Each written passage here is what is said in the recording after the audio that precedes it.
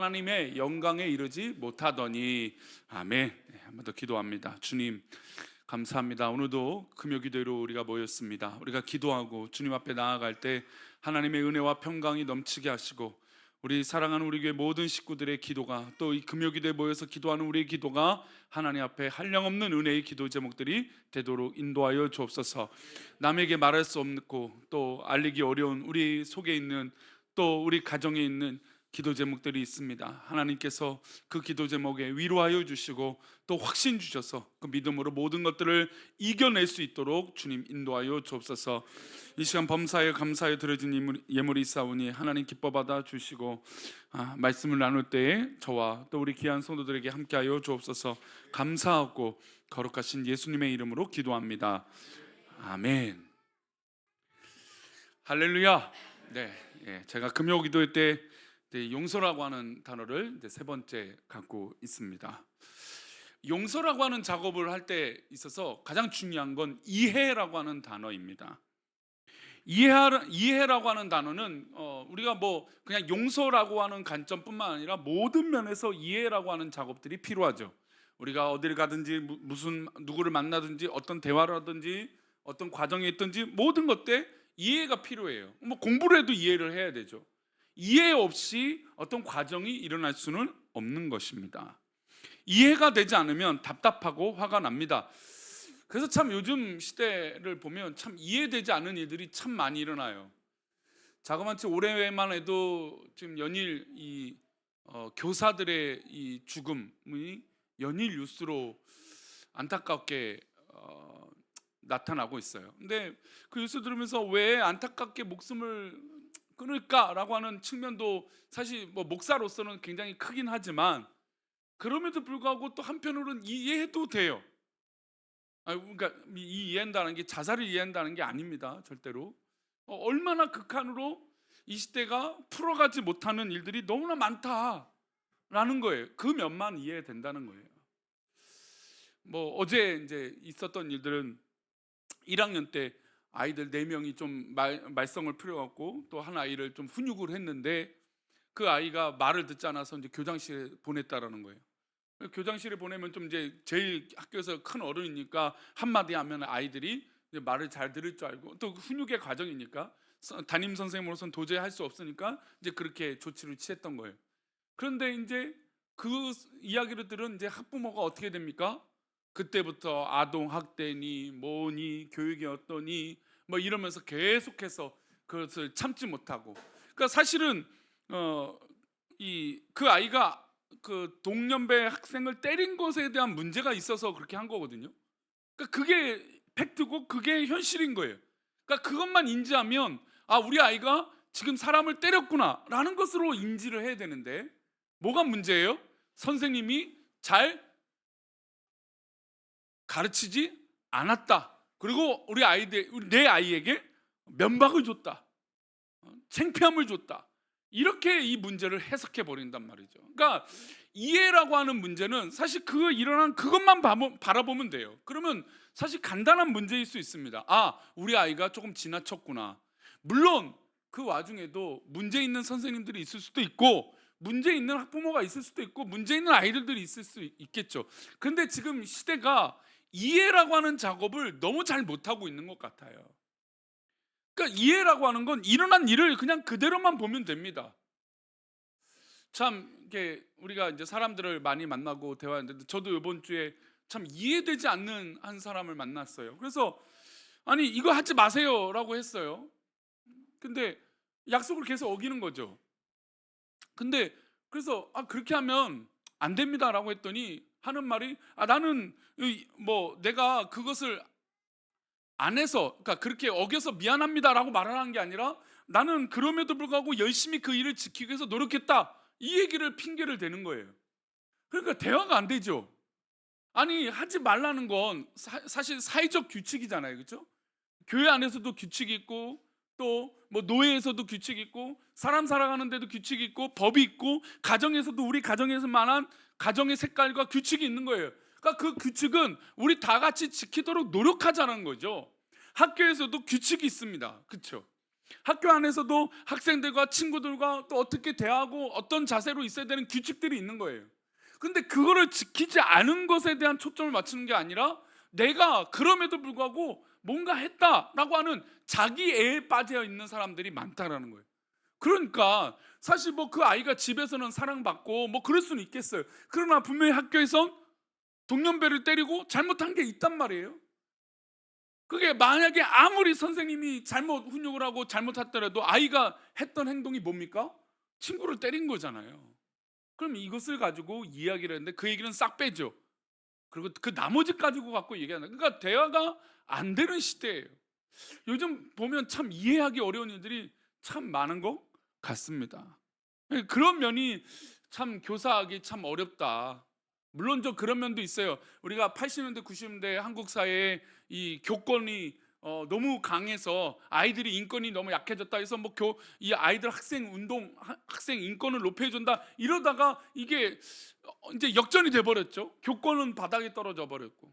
그래서 제가 그 6월 달에 있었던 이 이제 광운중학교 교사들 모임에 가서 가장 먼저 했던 게 참 선생님들이 교권이 너무 바닥으로 떨어져 있는 것 같아서 안타깝다 이런 이야기들을 하고 기도 모임을 했었는데, 정말 그러고 나서 또 더 많은 이런 안타까운 일들이 있는 걸 보고 참으로 참 속상하고 어렵습니다.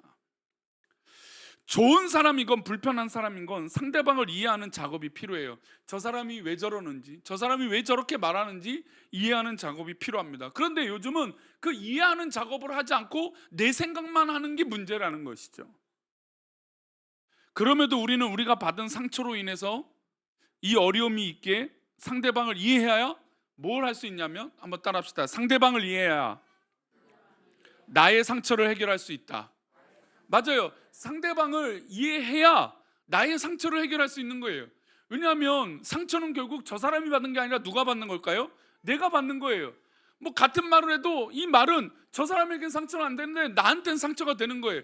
저 사람을 이해하지 않으면 나의 상처는 더 커지게 마련인 것이죠.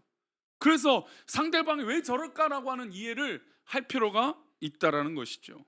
혹시 우리 성도님 가운데 이해하기 어려운 사람이 있거든, 하나님 앞에 그 사람을 위해서 기도하시기 바랍니다. 왜 저러는지. 요즘 같은 세상을 참으로 여러 가지 어려움이 있다는 것을 뭐 서론에도 이렇게 교사의 삶을 통해서 말씀드렸지만, 요즘 우스갯소리로 그런 얘기도 해요. 그러니까 요즘 이제 하도 이 민원이 많고 자기 주장이 가능한 시대가 되다 보니까, 자기 중심적인 시대가 되다 보니까 하나님 앞에 이렇게 따지는 사람들이 아마 더 많아질 거란 거예요. 어떤 사람들이 많아졌다고 얘기하냐면, 하나님 왜 선악과를 만들었어요? 왜 선악과를 만들어 갖고 우리 다 죽게 만들었어요? 이렇게 하나님 앞에 민원과 항의를 한다는 거예요. 말도 안 되는 얘기죠. 하나님은 이미 모든 것들을 다 허락하셨어요. 다 하라고 했어요. 아니 99%가 아니라 99,999 모든 걸 다 하라고 하셨어요. 단 한 가지, 이것만 너와 나의 약속이다. 그 결과의 책임은 우리에게 있다라고 말씀하셨는데, 우리는 자꾸 뭐예요? 하나님께서 왜 이걸 만드셨습니까? 라고 항의한다라는 것이죠. 너무나 안타까운 현실인 것입니다.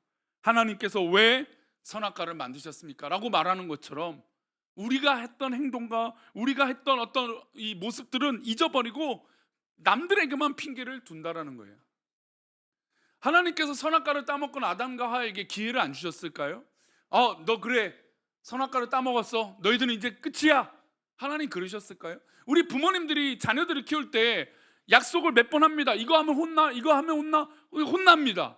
그렇다고 아이들을 버릴까요? 그렇지 않죠. 그래도 또 사랑하고 우리 정말 귀한 사랑하는 자녀로 키우는 거예요. 또 뉴스에 들어보니까 이 제주도가 이제 여행 이제 특별 이제 자유화가 또 다시 되다 보니까 중국 관광객들이 단체로 들어오기 시작한답니다. 제주도는 이제 무비자니까 오게 되는데, 오늘 안타까운 뉴스 하나가, 이 중국 부부가 아이를 데리고 왔는데 그 아이를 그냥 며칠 지나서 어렵게 지내다 보니까 버려두고 딴 데로 가버린 거예요. 너무나 웃기죠. 근데 실제로 그 사람은 너무나 비정상적인 거고, 아무리 부모가 어렵다고 해도 아이를 어떻게 그럴 수 있습니까? 말도 안 되는 거죠. 왜 우리 하나님이 그러신 분입니까? 아니잖아요. 우리 하나님이 우리가 아무리 큰 잘못을 해도 또 기회를 주세요. 그래서 아담아 아담아 하고 부르셔요. 그런데 이들이 어떻게 합니까? 숨어버리죠. 하나님의 음성을 응답하지 않습니다. 왜요? 본인들이 잘못한 그것들이 있기 때문이죠.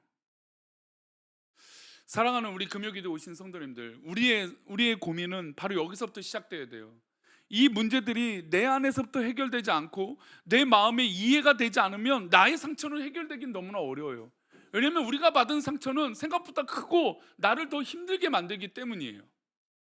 그래서 오늘 우리는 이해라고 하는 작업을 좀 해봤으면 좋겠습니다.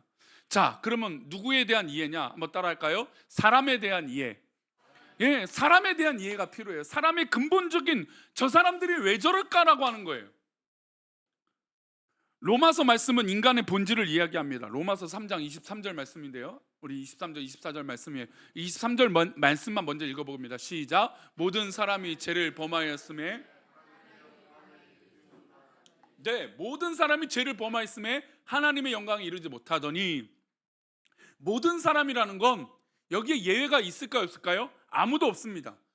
저나 뭐 여기 장로님이나 우리 권사님들, 우리 성도님, 집사님들은 다 똑같아요. 모든 사람이 죄를 범하였어요. 우리는 다 뭡니까? 죄인입니다. 그래서 우리는 우리 스스로 하나님의 영광을 이룰 수 없는 그런 존재예요. 자, 인간의 이해는 여기서부터 시작합니다. 우리는 다 죄인이다 라고 하는 인식이 필요한 거예요. 그 인식이 있고 나서부터 문제들을 풀어갈 수 있는 겁니다. 저 사람이 왜 저럴까? 또 내가 왜 그럴까? 모든 것은 어디 이유가 있습니까? 우리가 모두 다 죄인이기 때문이에요. 악하기 때문입니다. 현대사회는 더더욱 이기적인 시대가 되니까 더 악해질 수밖에 없어요. 그래서 사람이 좋다 하다가 보면 참 이 선을 넘는 경우들을 봐요. 그러면 왜 저렇게 평소에는 안 그랬던 사람들이 갑자기 하는데 막 선을 넘어요. 도저히 참을 수 없는 존재가 돼요. 친구인데도 그래요. 전 가까운 사람인데도 그래요. 왜 그럴까요? 우리 본질적으로 인간은 나 중심적인 악함이 늘 존재하기 때문이에요. 그러니까 그거를 우리는 인식해야 돼요. 우리는 연약한 존재구나. 나는 악한 존재구나. 나는 이럴 수밖에 없구나 라고 하는 인식이 필요하다는 것이죠. 그리고 예수님의 은혜로, 하나님의 은혜로 지금 우리가 이렇게 된 건데 감사하지 않을 수 없다라는 겁니다. 24절 말씀은 이어서 그렇게 읽어보겠습니다. 시작. 그리스도 예수 안에 있는 속량으로 말미암아 하나님의 은혜로 값없이 의롭다 하심을 얻은 자 되었느니라. 자, 여기서 우리 자신을 이해하고 나서 변화될 수 있는 비결이 나오는데 바로 그것은 그리스도 예수 안에 있는 구원하심, 즉 예수님께서 우리의 죄를 대신해서, 우리 모두가 다 죄인인데 예수님이 우리의 죄를 대신해서 속량, 우리의 죄를 대신해서 지셨다는 거죠. 그리고 하나님의 은혜로 값없이 우리는 의롭다 하심을 얻게 됐다는 겁니다. 사람들이 조금만 성공하면 어깨에 힘이 들어갑니다. 뭔가 내가 할 수 있다라고 능력이 생기면 뭔가 대단한 거라고 착각합니다. 그러나 사람은요, 이런 사회와 인간관계가 없이 혼자 홀로 잘 될 수는 없다라는 것을 인식하지 못합니다. 그러면 더 어려워지는 것이죠. 우리의 그 인식은 바로 하나님의 은혜로 값없이 우리가 이렇게 됐다는 것에 또한 인식이 필요해요. 자, 첫 번째, 우리가 이 이해관계를 풀어가고 용서라고 하는 작업을 하기 위해서 첫 번째는 모든 사람이 죄인이다라고 하는 관점이에요. 두 번째는 우리가 이렇게 되었다라는 것, 우리의 현실이 이렇게 된 것은 누구의 은혜요? 하나님의 은혜라는 것이죠. 하나님의 은혜가 아니면 우리는 이렇게 될 수 없다라는 겁니다. 그런데 우리가 살다 보면 하나님의 은혜를 자꾸 잊어버려요. 그리스도의 이 속량하신 이 값없이 주신 은혜를 잊어버려요. 그리고 그 안에 누가 채워집니까? 바로 내가 채워지는 거예요. 내 자아가 채워져요. 내가 잘한 것이 채워져요. 내 공로가 채워져요. 내 의로움이 채워져요. 하나님의 의로움과 하나님의 은혜가 아니라, 값없이 주신 것이 아니라 내가 뭘 했기 때문이라고 하는 이 가치가 더 커져요.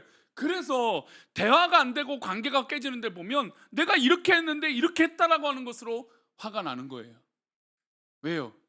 내가 하나님의 은혜로 속량함을 받았고 내 마음이 그렇게 자유하면 그 사람이 뭘 했던, 내가 무엇을 해줬던 것은 사실 중요한 문제가 아닙니다. 그런데 하나님의 은혜로 내 마음이 정말 자유함이 없으면 그때부터 뭐합니까? 내가 이렇게까지 해줬는데, 내가 이렇게까지 배려해줬는데, 내가 이렇게까지 하는데 라고 하는 생각으로 채워지는 것이죠. 오늘 뉴스를 듣다 보니까 참 희한한 뉴스를, 이거는 좀 꽤 오래된 뉴스인데 아이들이 있어서 자꾸 이렇게 좀 안 좋은 뉴스들만 해서 좀 미안한데, 근데 뉴스들이 좀 너무나 충격적이니까 부부가 한 바닷가 근처로 갔는데 신고를 했다는 거예요. 신고 내용을 봤더니 아내가 빠져서 좀 죽을 것 같다고. 그래서 경찰하고 119 대원이 가서 했더니 이미 사망한 채로 발견된 겁니다. 근데 경찰이 조사하다 보니까 어떻게 된 겁니까? 그 사건이 아내를 물에 빠뜨리고 자기가 돌을 던진 거예요. 빠져나오려고 하니까 돌을 던져서 못 나오게 만드는 거죠. 그 살인이 있죠, 살인. 끔찍한 일입니다. 사람들의 감정을 정말 어떻게 뭐 하지 마. 아니 그러니까 거기 이제 나왔던 관계자들 그래요. 아니 그렇게 미워할 거면 그냥 갈라서지. 뭐 근데 왜 사람을 죽이냐 이거예요. 근데 지금 이 이해되지 않은 행동들은 바로 내가 뭔가를 했다라고 하는 이 자기 만족감에 너무나 사로잡힌 이 자기애에 가득한 시대가 됐기 때문이에요. 자기를 사랑하고 내 것만 사랑하다 보니까 이 부부인조차도 이해를 못하는 거예요. 아내, 남편도 이해를 못하는 거죠. 그러니까 이게 그냥 뭐 싸우거나 뭐 나중에 대화를 풀어가는 게 아니라 그냥 극단적인 선택들을 하게 된다는 겁니다. 그래서 우리는 특별히 우리 믿음의 사람들은 그래서 우리는 더 커져야 돼요. 뭐가 더 커져야 돼요? 내가 값없이 이렇게 되었다, 하나님의 은혜로 하나님의 기적으로 이렇게 되었다라는 것을 날마다 잊지 말아야 돼요. 하나님의 은혜가 아니면 우리가 이렇게 있을 수 없다는 걸 날마다 고백해야 우리가 살 수 있는 숨통이 트일 줄 믿습니다. 여러분 생각해 보세요. 자꾸 나만 생각해 보면, 나를 사랑하다 보면 내가 되게 좋을 줄 알았어요. 그런데요, 자기만 사랑하다 보면 오히려 더 벽이 생겨요. 벽이, 돌이 쌓이는 거예요. 예전에는 뭐 고래도 칭찬은 고래도 춤추게 한다고, 아이 자녀들을 칭찬해라 뭐래라 하는데 훈육 없이 올바른 것 가르침 없이 칭찬만 하면 어떻게 돼요? 고삐 풀린 망아지가 되는 거죠. 자기애를 갖는다라는 건 바로 그거예요. 자기를 사랑해야죠. 근데 왜 사랑해야 됩니까? 하나님이 나를 창조하시고 나를 사랑하신 그것으로 사랑해야죠. 근데 내가 뭘 했다, 내가 어떤 사람이 됐다, 내가 뭘 가졌다, 이것으로 만족할 수 있냐 이거예요. 인간이 어떻게 그걸로 만족하겠습니까? 만족할 수 있는 사람이 없어요. 그래서 우리는 24절 말씀, 그리스도 예수 안에 있는 속량으로 말미암아 하나님의 은혜로 값없이 의롭다 되었다라는 거예요. 이것을 잊지 않는 우리 믿음의 성도들이 되시기를 축원합니다. 죄인이잖아요. 우리는 모두 다 죄인이에요. 죄인은 우리를 하나님이 사랑하셔서 우리를 위해 예수님이 화목제물이 되셨습니다. 우리 25절 말씀인데요, 이어서 로마서 3장 25절은 이렇게 말합니다. 이 예수를 하나님의 그의 피로써 믿음으로 말미암는 화목제물로 세우셨으니 이는 하나님께서 길이 참으시는 중에 전에 지은 죄를 관가하심으로 자기의 의로우심을 나타내려 하심이니. 자 보십시오. 죄는 누가 저질렀습니까? 우리 인간이 저질렀습니다. 모든 사람이 하나님의 앞에 죄를 저질러 하나님의 영광에 이르지 못한 그런 죄인입니다. 그런데 이 죄의 수습을 누가 하시나요? 우리가 했나요? 우리가 하는 게 아니에요. 누가 하세요? 예수 그리스도의 그 피로써 말미암아 뭐가 되셨습니까? 화목제물. 즉 하나님과 우리는 정말 우리의 죄로 말미암아 하나님과 떨어질 수밖에 없는 그런 일이 벌어진 건데, 이것을 예수님의 피로 예수님이 그것을 연결시켜 주시도록 그 은혜를 베풀어 주셨다는 거예요. 그러니 우리는 착각하면 안 돼요. 우리가 뭔가 대단해서 내가 뭔가를 했기 때문에 하나님과 하나가 되고 하나님과 화목이 되고, 이게 아니라는 거예요. 우리는 어디까지나 계속해서 하나님과 멀어지려고 하고 조금만 기회가 있으면 자기애에 빠져서 살아가는 그런 악한 존재로 살아간다는 것이죠. 그런데 예수님은, 하나님은 우리 이 모양을 그대로 받으시고 우리를 사랑의 길로 인도해 주신 것이에요. 보세요. 화목제물로 삼으셨으니, 그 다음 구절을 보니까, 이어서 보니까, 이는 하나님께서 길이 참으시는 중에. 그러니까 하나님은 우리 인간들을 보고 정말 노아의 홍수 때처럼 싹 쓸어버릴까? 뭐 그럴 일도 있으시잖아요. 그런데도 불구하고 하나님 기회를 주신 거예요. 하나님께서 길이 참으셨다는 것이죠. 여기에는 누구도요? 나도 지금 떠오르는 그 인간 말고 나예요. 나. 그 사람 말고 바로 나. 나를 위해 하나님께서 길이 참으셔서 원래 이 지은 죄를 정말 넘어가게 하셨다는 거예요. 그리고 예수님의 사랑으로 우리를 살려주셨다는 것이죠. 이게 바로 구원의 감격이에요. 우리가 그냥 처음 교회 나왔을 때 교회가 좋구나, 내가 기도할 수 있구나, 하나님의 은혜구나, 이게 아니라 이제는 그 구원의 감격으로 우리의 모든 생각이 시작이 바뀌어야 돼요. 왜요? 그렇게 바뀌지 않으면 아마 악한 이 시대는 더욱더 우리를 올가매기 때문이에요. 우리를 더 괴롭게 할 거예요. 더 우리를 힘들게 만들 거거든요. 아니, 시대가 발전했는데 왜 이렇게 이상한 일들이 벌어지냐 이거예요. 그러니까 인간은 만족할 수 없기 때문이에요. 만족하지 않으니까 또 다른 이 욕구를 표출하니까 또 다른 범죄와 또 다른 악함이 드러나는 것이죠. 화목제물이 되셔서 하나님께서 길이 참으셔서 우리를 사랑하셨습니다. 성도님들, 우리의 회복은 바로 여기에 있습니다. 제가 두 가지 말씀드렸죠. 왜 사람을 이해할 수 있느냐? 그것은 바로 우리가 죄인이기 때문이다. 그리고 예수님께서 우리를 죄를 속량해 주시려고 이 땅에 오셨다. 이 두 가지로 우리가 회복이 되어져야 된다는 거예요. 그래야 인간을 이해할 수 있고 나를 이해할 수 있다는 겁니다. 그러고 나서 이런 일은 무엇입니까? 26절 말씀입니다. 함께 읽겠습니다. 26절 말씀이에요. 시작. 아닙니다. 제가 읽겠습니다. 곧 이때 자기의 의로우심을 나타내사 자기도 의로우시며 또한 예수 믿는 자를 의롭다 하려 하심이라. 자, 우리가 나를 사랑해서 내가 의롭게 되고 싶잖아요. 근데 그것을 내가 했다라는 것을 좀 두 번째하고 세 번째하고 밀어두고 누구로 말미암아 우리가 의로워지면 돼요? 예수 그리스도로 말미암아 의로워지면 된다는 거예요. 그러니까 이 작업이 우리 그리스도인들 가운데 있어야 되는데 한국교회가 사실 좀 이런 부분에서 좀 잘못 가르쳤던 거예요. 잘못 나눴던 거죠. 우리가 잘 되고 우리가 의롭게 되고 이렇게 정말 잘 살고 있는 것은 하나님의 은혜로 말미암아 우리가 의롭게 됐다는 걸, 이걸 놓치지 말아야 돼요. 근데 이 부분을 저를 포함한 수많은 목회자들이 놓쳤죠. 이렇게 대형 교회가 되고 이렇게 좋은 교회가 된 건 이 목사의 능력이 있었기 때문에 이렇게 된 것이다라고 착각하는 거예요. 어느 순간 어느 교회 가니까 어떤 직분자가 내가 교회에 얼마나 헌금을 했기 때문에 이렇게 교회가 이렇게 됐습니다라고 말하는 거예요. 자랑으로 하는 거예요. 강단에서 누가 얼마 헌금했다고 해서 어떤 교회가 됐다라고 자랑하는 거예요. 우리 교회가 뭐 어떻게 뭘 해서 자랑이 되는 거예요. 그게 어떻게 하나님 앞에 자랑이 될 수 있습니까? 우리의 모든 했던 인간적인 결과와 일들은 예수 그리스도의 의로우심, 예수 그리스도께서 우리를 의롭게 하심이 아니고서는 그것에 답이 없다라는 것이죠. 사랑하는 금요기도 오신 분들, 우리의 의로움으로 사는 것이 아니라는 것을 더 깊이 깨닫길 바랍니다. 그래야 문제를 해결할 수 있어요. 내가 잘못했구나. 제가 서론에 말씀드렸던 그 대화가 안 되는 사람을 만났을 때 그냥 그거예요. 그러면 그 일이 나면 아이가 친구를 때렸으면 그냥 그거예요. 그거 누가 귀한 아들 아닌 줄 모르겠습니까? 다 귀한 아들이고 귀한 자녀들이죠. 귀한 사람들이죠. 그걸 모르는 게 아닙니다. 그러나 공동의 규칙과 하나님과의 살아가는 어떤 그런 일들에 대해서 놓친 채 내가 해왔던 걸 주장해봤자 그건 아무것도 소용없어요. 얼마 전에 있었던 이 일들 중에 하나가, 그러니까 요즘 블랙박스 영상들이 워낙 많으니까 재밌는 걸 보면 가끔 본인이 100% 잘못했는데 이것 좀 해결해 주세요라고 올라오는 영상들을 보면 너무 웃겨요. 그러면 이제 댓글들이 다 당신 이 영상을 왜 올렸어? 자기가 잘못했다라고 인정하는 거야? 라고 하는 영상들이 올라와요. 근데 사실 그걸 올리기 전에 자기 것을 자세히 보면 내가 잘못한 줄 알 거예요.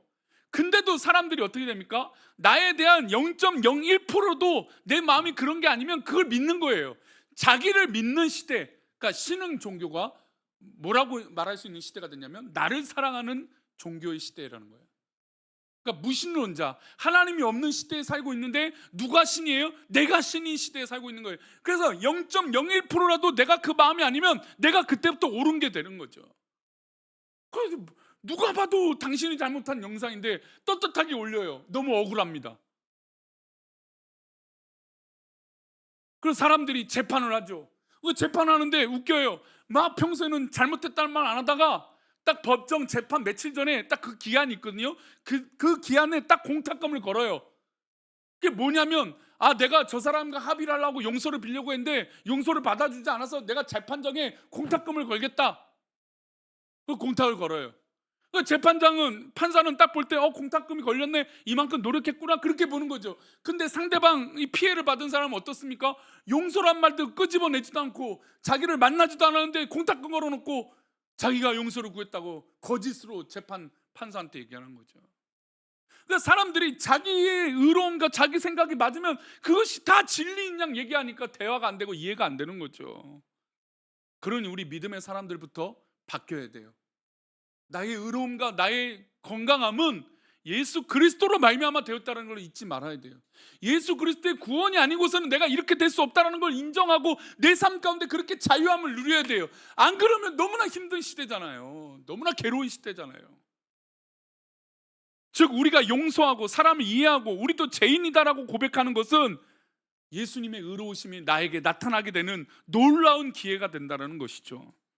사람을 이해하고 용서라고 하는 작업이 가능한 것은 바로 이 예수 그리스도로 말미암아 그 예수의 의로움이 나타날 때라는 것이죠.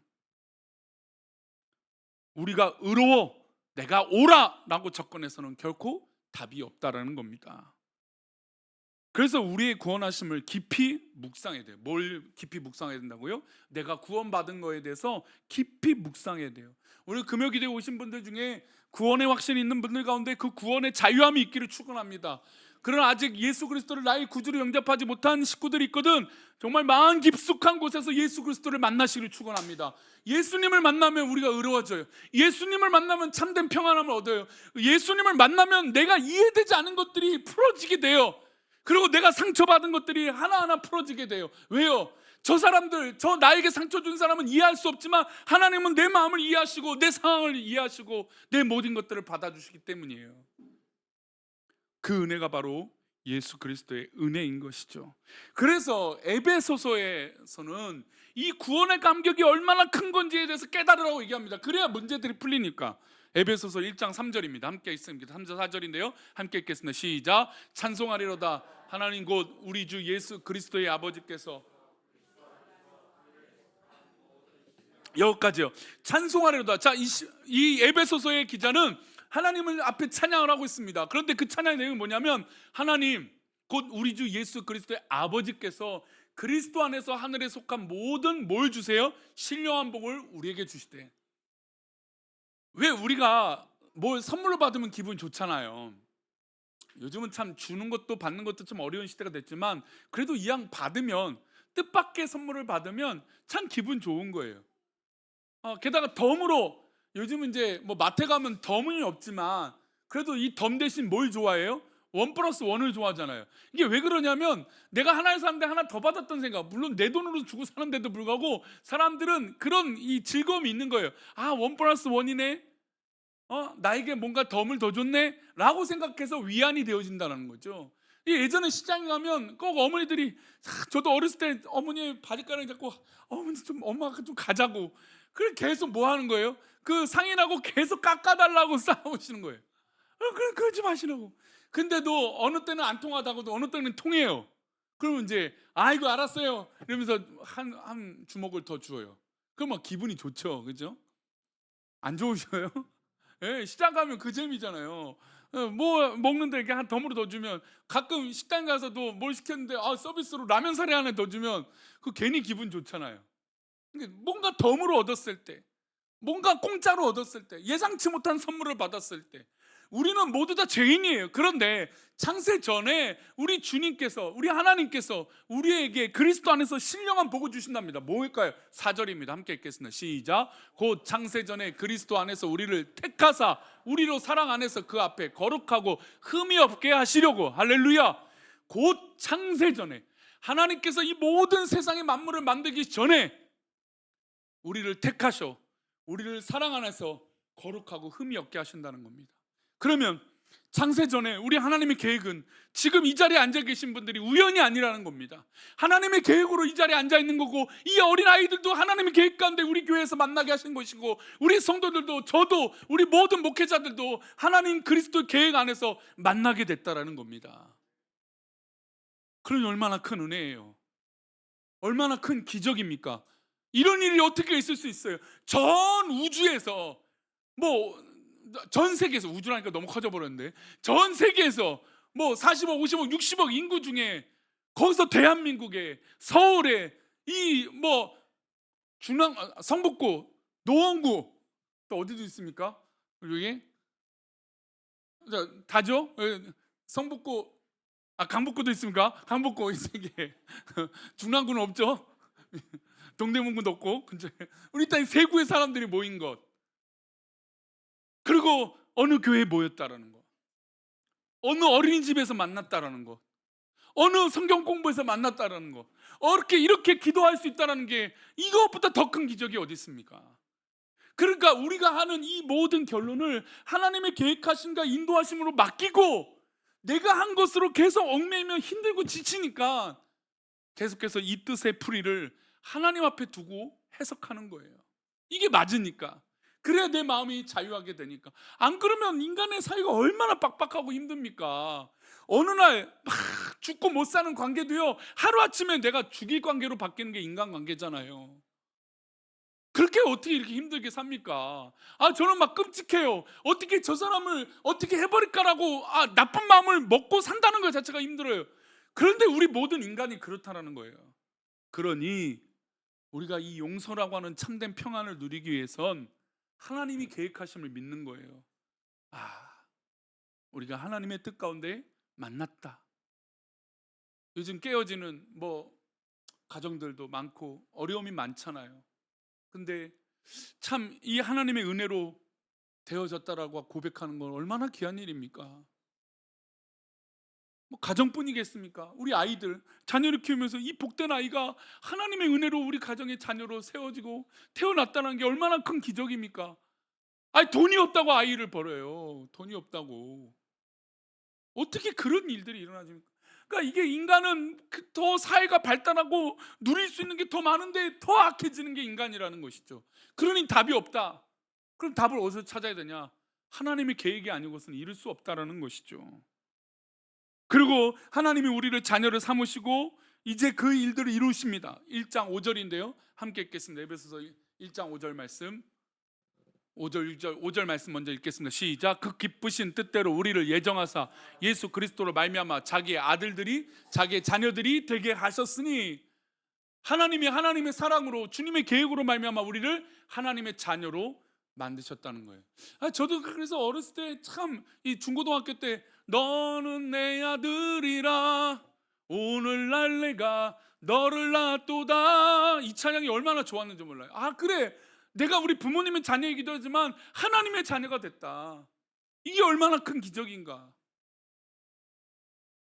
그러니 자녀는 누구를 닮아요? 부모님을 닮잖아요. 우리 하나님을 닮아야죠. 6절을 이어서 읽어보겠습니다. 어떤 사랑인지 함께 읽겠습니다. 시작. 이는 그가 사랑하시는 자 안에서 우리에게 거저 주시는 바 그의 은혜의 영광을 찬송하려 하는 것이라. 하나님은 우리에게 주시는데 따지거나 계산하거나 주고받거나 뭘 하는 것으로 우리에게 하시는 게 아니라 거저 주시는 분이에요. 우리는 거저 주시는 사랑을 받은 사람이고, 그러니 거저 주신 그 사랑을 가지고 살아가는 거예요. 얼마나 기쁜 일입니까? 우리는 이 사랑으로 거저 주시는 은혜를 받은 그런 사랑이 있는 사람들입니다. 그러니 이제 그때부터 나를 사랑하는 거예요. 그러니까 자기를 사랑하지 말라는 뜻이 아니었어요 아까. 근데 왜 문제냐면 뭔가 근본적인 문제가 해결되지 않고 자기만 사랑하니까 문제가 생겨요. 그런데 이유를 알아야죠. 왜 나를 사랑해야 되는지. 그것은 하나님이 나를 죽기까지 사랑하셨기 때문이에요. 그리고 그 은혜를 우리에게 주셨으니까 이제 그 은혜를 가지고 살아가는 나를 사랑해야죠. 하나님 앞에 붙들림 받아야 되니까. 그래서 우리는 이 사실을 잊지 말라고 7절에 이렇게 이어서 말씀하고 있습니다. 함께 읽겠습니다. 우리는 그리스도 안에서 그의 은혜의 풍성함을 따라 그의 피로 말미암아 속량 곧 제사함을 받았느니라. 성도님들, 이 죄는 물론 우리가 스스로 지은 자범죄도 있을 수도 있지만 우리가 하나님과 떠나 있던 모든 것들을 말하고 있는 것입니다. 그러면 우리가 오늘 이 밤에 기도할 때 우리 자신을 사랑하고 우리 모든 상황들을 이해할 때 바로 이 죄를 고백하는 거예요. 하나님, 내가 하나님을 떠나 있었습니다. 나도 다 똑같은 죄인입니다. 하나님의 영광에 이르지 못한 그런 악한 죄인입니다. 그러나 하나님, 내가 여기서 멈추지 않고 하나님께서 나를 자녀 삼아 주셨사니 그 은혜로 내가 살기를 원합니다. 이 일은 우연이 아니고 기적입니다. 그렇게 위로받으시기를 축원합니다. 하나님이 그렇게 우리 성도님들을 사랑하세요. 그러면 인간을 이해하게 되고 내 상황들을 이해하고 풀어갈 문제들이 보여지게 되는 것이죠. 용서 참 쉽지 않습니다. 그러나 오늘부터 이해라고 하는 단어로 이 용서를 시작해 보려고 하는데, 첫 번째 제일 중요한 건 인간은 모두 다 죄인이라고 고백되어지는 것이에요. 그리고 그리스도의 이 놀라운 사랑이 아니고선 우리가 이렇게 되어질 수 없다라는 걸 내 자신을 돌아보는 것이에요. 그래야 내 마음이 풍성해지고 여유가 생기고 기쁨이 있고 소망이 있고 은혜가 있는 것이죠. 속으로 한번 따라해 보세요. 속으로